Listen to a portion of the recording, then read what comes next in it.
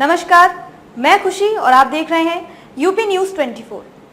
आइए नजर डालते हैं आज की बड़ी खबर पर। बंद कमरे में हुई बैठक में भी गिड़गिड़ाया पाकिस्तान। भारत की गैर मौजूदगी के बीच यूएनएससी में भी किरकिरी। भारत पाकिस्तान के बीच बढ़ते तनाव के बीच संयुक्त राष्ट्र सुरक्षा परिषद ने बंद कमरे में अहम बैठक की। इस दौरान राजदूतों ने दोनों देश से संयम बरतने और बातचीत करने की अपील की।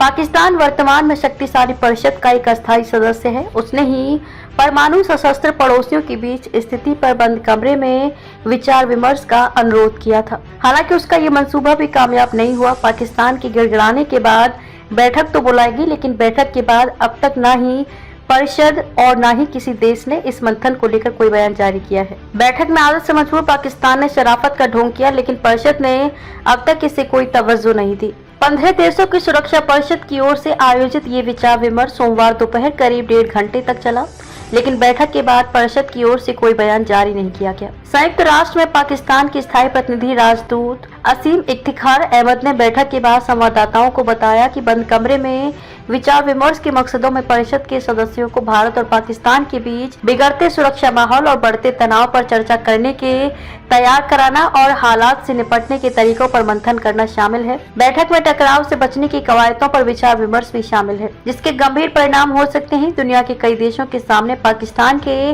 नाक रगड़ने के बाद मई महीने के लिए परिषद के अध्यक्ष ग्रीस ने सोमवार दोपहर को बैठक निर्धारित की थी। बंद कमरे में हुई ये बैठक यूएनएससी चैम्बर में नहीं हुई, जहां परिषद के सदस्य घोड़े की नाल जैसी मेज पर बैठते हैं। बैठक चैम्बर के बगल में एक परामर्श कक्ष में हुई।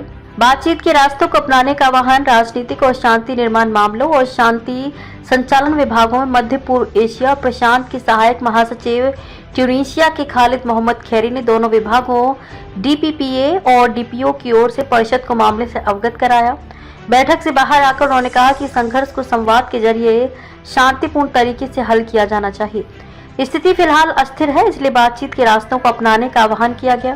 तनाव कम करने में परिषद की भूमिका पर सवालों का क्या मिला जवाब। संयुक्त राष्ट्र में ग्रीस के स्थायी प्रतिनिधि और मई महीने के लिए सुरक्षा परिषद के अध्यक्ष राजदूत इवेंजेलोस सेकेरिस ने बैठक को सार्थक करार दिया। उन्होंने ज्यादा जानकारी साझा न करते हुए बैठक को हालात सुधारने में मददगार बताया। तनाव कम करने में परिषद की भूमिका पर सवालों के जवाब में सेकेरिस ने कहा कि सुरक्षा परिषद हमेशा ऐसे प्रयासों में मददगार होती है।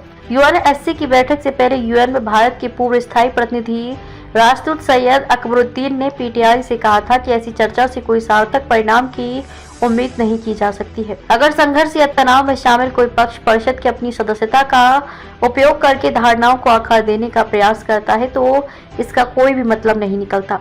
भारत ऐसे पाकिस्तानी प्रयासों को विफल करेगा। भारतीय कूटनीति के सामने पाकिस्तान ढेर। बैठक के बाद सैयद अकबरुद्दीन ने कहा, अतीत की तरह आज भी पाकिस्तान का दिखावा विफल रहा। जैसा कि हम सभी को उम्मीद थी, परिषद की ओर से कोई सार्थक प्रतिक्रिया नहीं आई। भारतीय कूटनीति ने एक बार फिर सुरक्षा परिषद के हस्तक्षेप की मांग करने के पाकिस्तानी प्रयासों को सफलतापूर्वक विफल कर दिया है। खबरों में अब तक के लिए बस इतना ही। फिर होगी आपसे मुलाकात ऐसी ही एक और बड़ी खबर के साथ।